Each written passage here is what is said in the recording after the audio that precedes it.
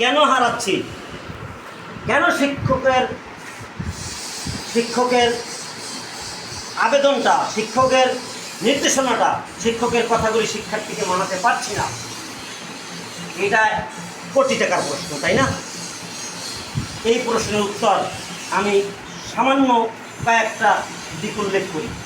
শিক্ষকেরা কেন ব্যর্থ, শিক্ষকেরা কেন অপমানিত, শিক্ষকেরা কেন মর্যাদা বা সম্মান হারাচ্ছে, এই কথার উত্তর এক নম্বরটা হচ্ছে শিক্ষকতা পেশাটা কি এটা না জেনেই শিক্ষক হয়ে গেছে। শিক্ষকতার ব্রত, শিক্ষকতার উদ্দেশ্য এটা জানে না।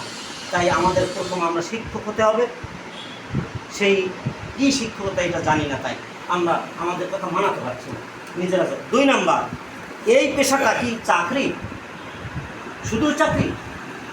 হ্যাঁ, কাস্টমে একজন চাকরি করে, সে বেতন পায়, আপনিও চাকরি করেন, বেতন পান। আর এই যে পুলিশ অফিসাররা চাকরি করে, বেতন পায়, আপনিও। এইরকম একটা চাকরি যদি হয় তাহলে অপমানিত হতে হবে। তারাও অপমানিত হয়, আপনি হবেন না কেন? আপনার এই যে বললো আলাদা সম্মান, কিসের আলাদা সম্মান? তারাও চাকরি করে, আপনিও চাকরি করেন, তাই না? কেন আলাদা সম্মান? আপনিও তো বলেন যে আমি চাকরি করি, বোনাস ভাতা সব ঠিকঠাক থাক। তাহলে সেই চাকরি যদি হয় শুধু, তাহলে ওরাও মাঝে মাঝে মার খায়, আপনি খাবেন না কেন? চাকরি করেন যে। তো এখানে শুধু চাকরি নয়, এই শিক্ষকতার আলাদা সম্মান দেয় কেন? সেটা আলাদা ব্রত আছে, এটা আলাদা মহান পেশা কেন? এটা সেই মহান পেশা কতটুকু আলাদা, সকল চাকরিজীবী থেকে শিক্ষক কতটুকু আলাদা, এইটা বুঝতে পারি না, তাই আমরা সম্মান হারাচ্ছি। 3 নাম্বার, শিক্ষা যদি পেশা হয় ভালো, পেশার সাথে এই আমাদের বাণিজ্য একটা পেশা, ব্যবসা বাণিজ্য। এখন দেখবেন অনেক প্রতিষ্ঠান, শিক্ষা প্রতিষ্ঠান ব্যবসা করে, ব্যবসার উদ্দেশ্যই মূল টার্গেট।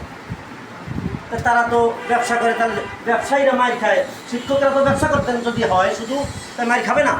কোচিং সেন্টারগুলি ব্যবসার উদ্দেশ্য করা, অনেক সেগুলি মার খায়।